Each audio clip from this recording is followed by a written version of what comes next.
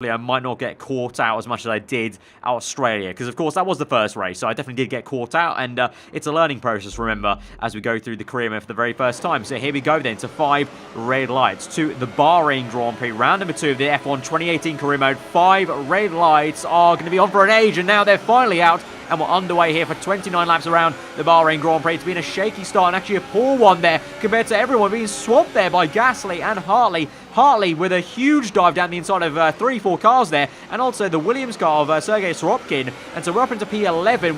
We're able to get Sergio Perez and Ocon. Both Force Indians got caught out on the left, but look at Magnussen there fighting Hartley. Hartley's had an absolute stonker of a start. He's gained about 6 positions into turn 1. We're trying to go around the outside of the Spaniard Carlos Sainz there, and just about keeping the power in there. He's on the right, we're on the outside, but we'll turn to the inside line for the next corner and we'll squeeze him out there. Meanwhile, my teammate Magnussen is still having a ding-dong battle with Brendan Hartley. Look at that, the Kiwi man, the man we overtook at the end of last episode, is really on it like a car bonnet. That's if he does keep this position, that literally is, I think, about 6-7 positions overtaken on lap 1. So that's going to be the start of the season so far. I know there's only been 2 races, but still. But we're watching this battle then with a bit of popcorn in my cockpit, to be honest, because now you can see I'm fiddling around with the ERS deployment and already learning in episode 2 that, when's the right time to play around with it, when do I need to go to low. And pretty much when you got a scenario like this, you got 2 cars fighting ahead of you, you're not going to get a nose in quite yet, so you may as well go to low, even none on the ERS deployment, and try and save it for now. In this scenario, you can see we're trying to close up on Hartley. He's got slipstream with my teammate Magnussen. K-Mag's going to be on the outside, Hartley down the inside with a nice little dive there from the Toro Rosso. They're still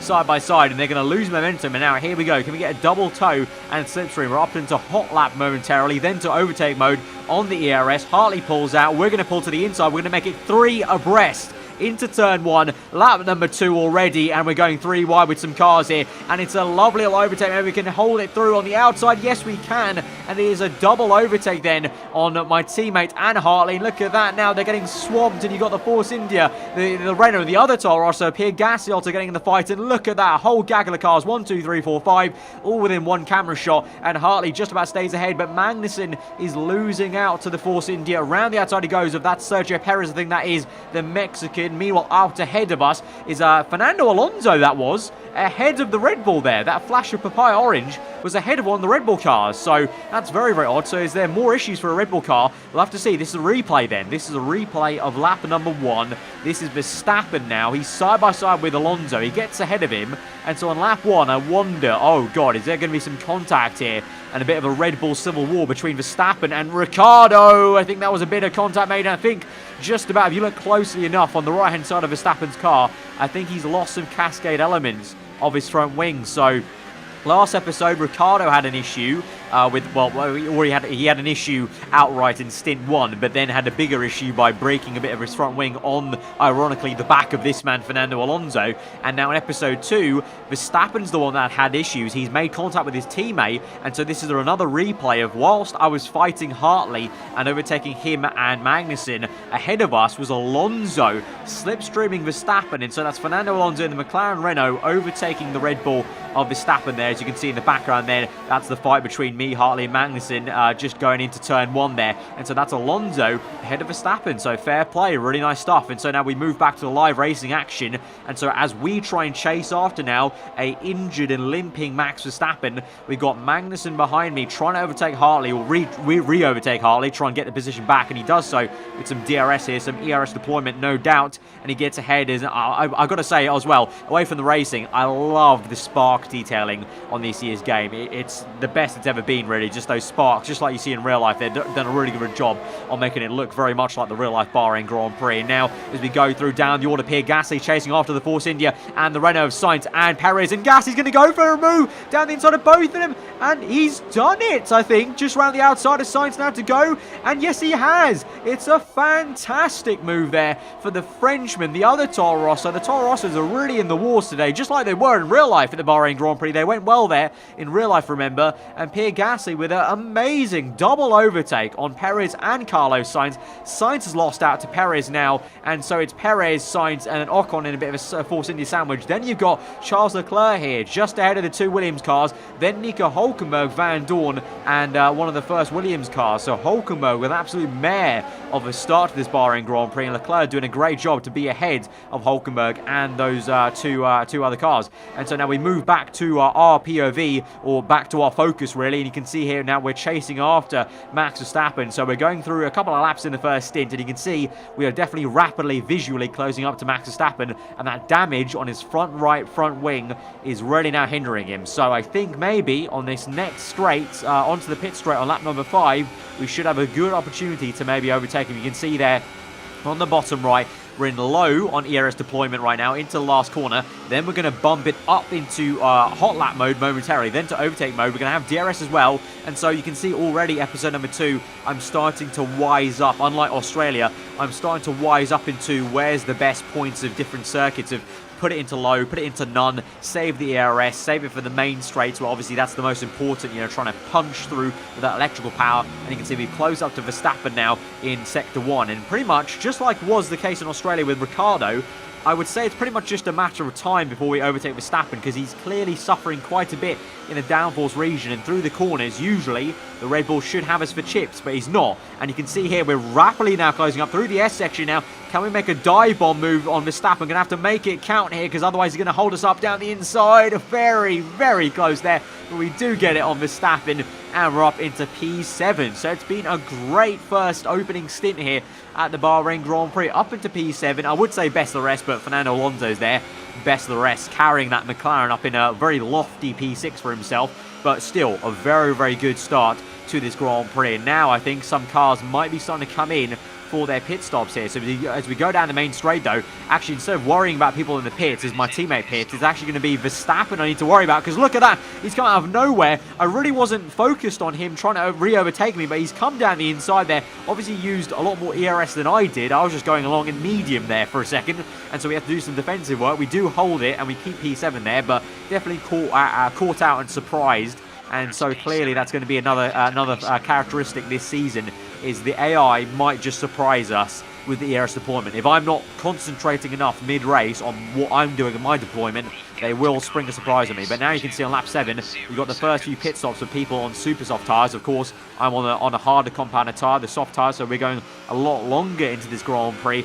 Probably around into, I would say, lap 10-ish at least, minimum. So still going on for a fair few laps then. On lap 8, we're up into P5 now, just ahead of Lewis Hamilton then. The race leader, I believe, actually, has just come out behind us then. And so I think probably can be pretty damn quick before he overtakes us. And yep, straight away he's going to overtake us then on the exit of turn 2. Obviously, Mercedes v Haas, that's no competition there. We've got a long, big gulf to climb till we get even to the top 3 region of pace with the Mercedes, the Ferrari and the Red Bull cars. But at the moment there, Vettel right behind me, but that'll be a swift overtake as well. At the moment we're just trying to not lose as much time as I can in this bit of top traffic, and so we move on to lap 10, and I call it perfectly. Lap 10 was the time we're going to come in. We're in P4 now. Remember, we were P7 before anyone made pit stops, so let's see where we come out. I have a feeling I got held up a bit too much there with Hamilton and Vettel as well. You guys didn't see it, but Vettel eventually overtook me as well as also Kimi Raikkonen.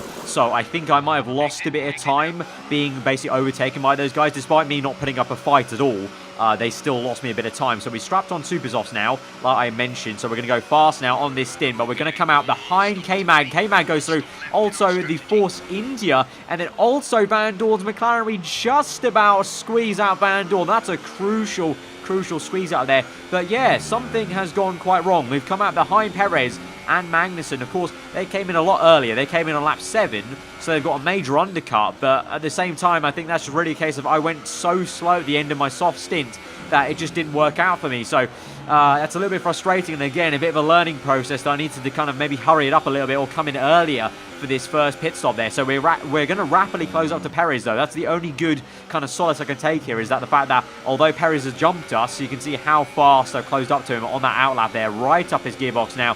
We'll bump it up into high on the ERS mode, move to the left-hand side, trying to make a move on the outside of the last corner. It's going to be a nice little overtake there, find the grip, and get the momentum. But then, just like was the case in Australia, the Mercedes engine in the back of the Force India pulling him through, and he's coming back to re-overtake as we're literally level pegging now.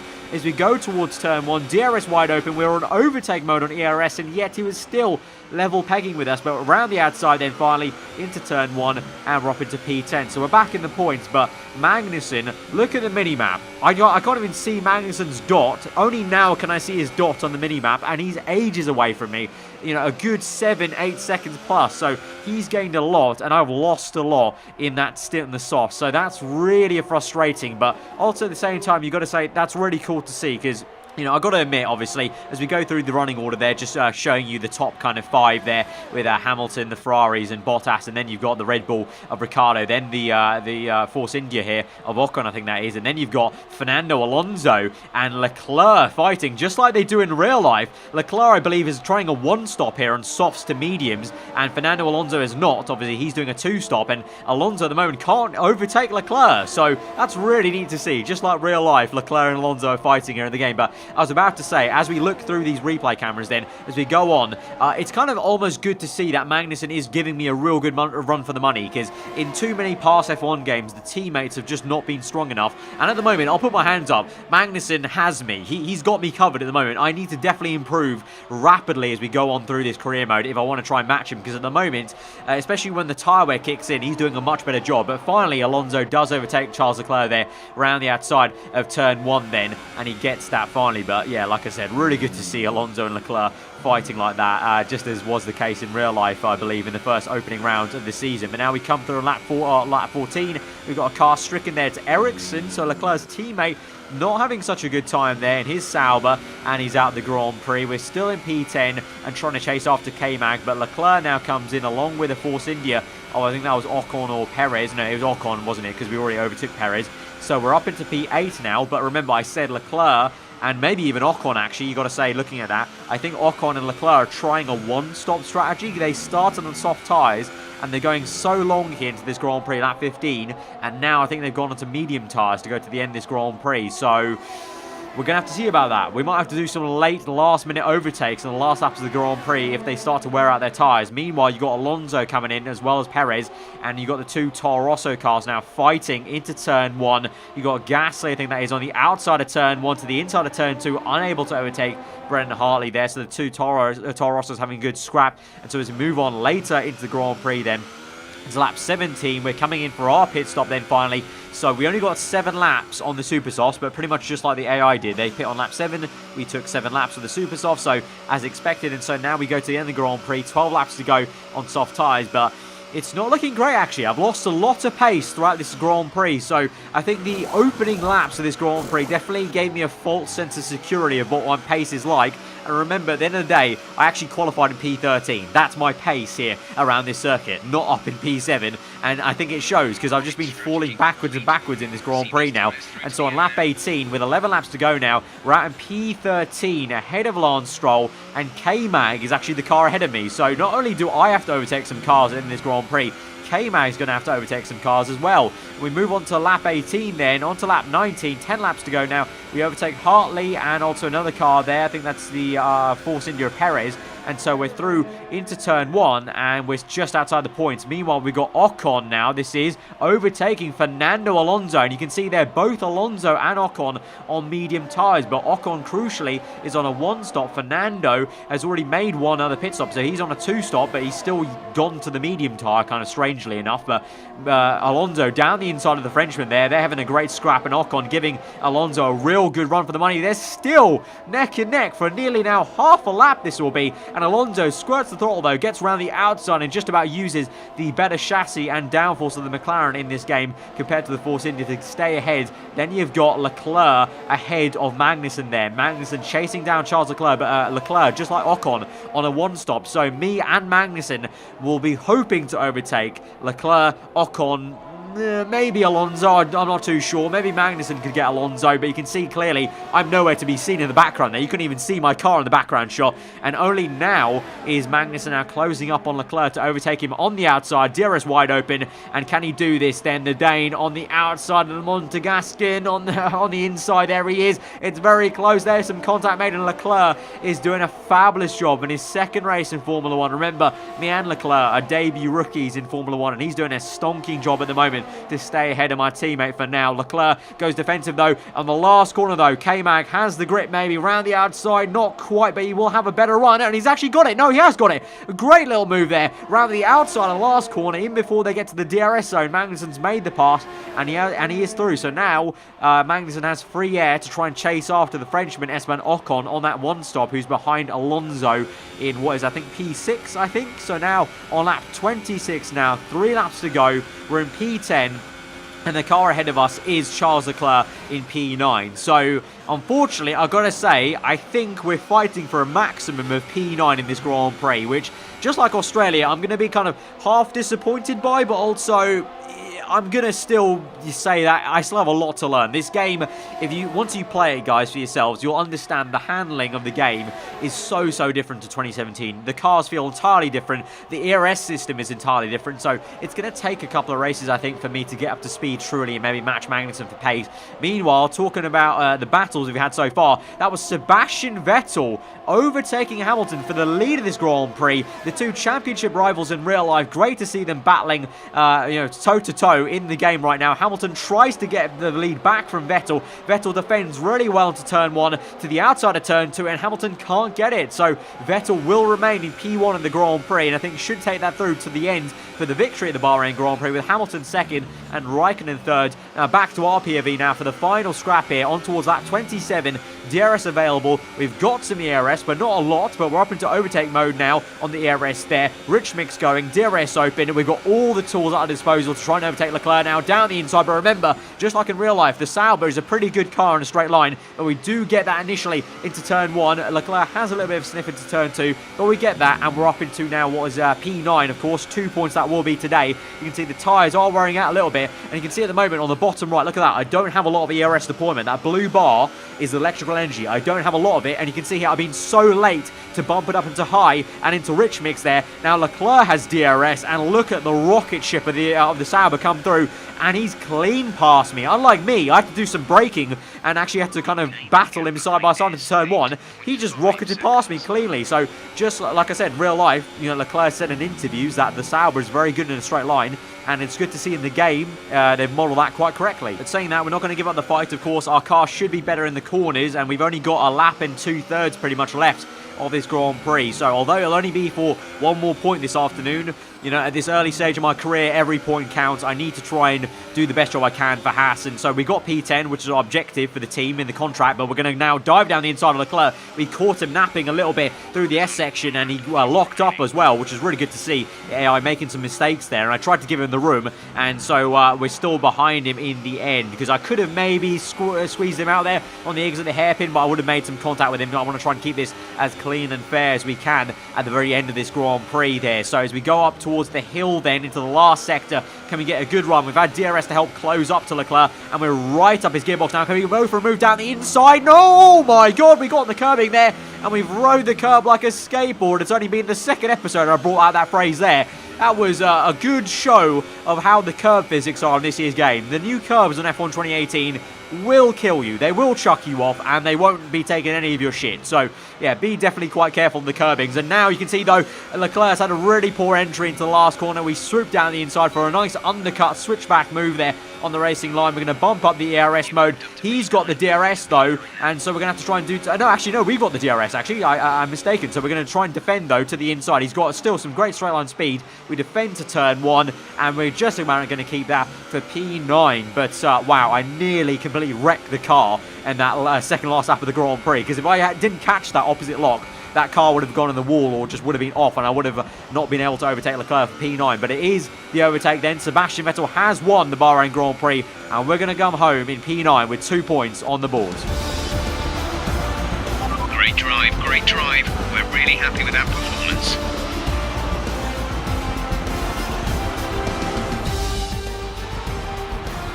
Here's our winner, pulling their Ferrari into Parc Fermé. What a fantastic race it was. So, Ant, how exactly did they set themselves apart from the pack today? Well, I'd say it's just raw pace, plain and simple. I mean, we could sit here and talk about strategy all day, the overtaking, looking after the tyres, but at the end of it all, if you want to win, you need a package that's got the speed over everyone else, and that's exactly what they had today. So, here they come now, out onto the podium. Wherever you go, anywhere in the world, the prancing horse flags are dominant in the grandstands, and they're out in force again today. It's Ferrari on the top step once more.